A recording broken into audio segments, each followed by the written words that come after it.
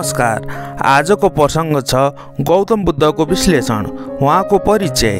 गौतम बुद्ध ईपू 563 देखि ईपू 483 लाई शाक्यमुनि बुद्ध पनि भनिन्छ।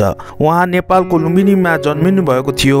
उहाँले संसारलाई दुःख, कारण, निरोध र मार्ग भन्ने 4 आर्य सत्य सिकाउनु भयो र अष्टनिक मार्ग मार्फत मोक्ष निर्वाण प्राप्तिको उपाय देखाउनु भयो।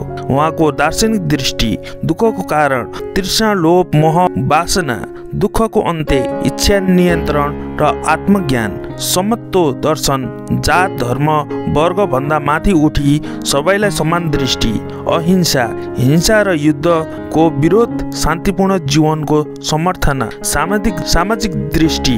बुद्धले समाजमा प्रचलित जाति व्यवस्था अस्वीकार गर्नुभयो। महिला र पुरुषलाई समान अवसर दिनुभयो। सङ्घमा महिलाले पनि प्रवेश। दयालु, करुणामय, समयभावी समाज निर्माणको बाटो देखाउनु भयो। नैतिक दृष्टि, पञ्चशील, हत्या नगर्ने, चोरी नगर्ने, झुट नबोल्ने, व्यभिचार नगर्ने, नशा नगर्ने, जीवन मार्गदर्शक, आत्मसंयम, ध्यान र सत्यमा आधारित जीवनशैली, करुणा र मैत्रीलाई नैतिकताको आधार मान्ने, विश्वव्यापी प्रभाव। बुद्ध धर्म नेपाल भारतबाट सुरु भई एसियाका चीन, जापान, श्रीलङ्का, थाइल्यान्ड, म्यानमार हुँदै विश्वभर फैलियो।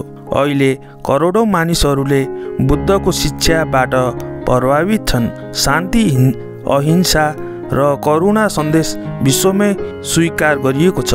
उहाँको निष्कर्ष, गौतम बुद्धले आत्मज्ञान, शान्ति र करुणाको बाटो देखाएर मानव समाजलाई स्वास्थ्य, शाश्वत सत्यको ज्ञान दिनुभयो। उहाँको दर्शन केवल धर्म मात्र नभई जीवनशैलीलाई दर्शन बनेको छ। धन्यवाद।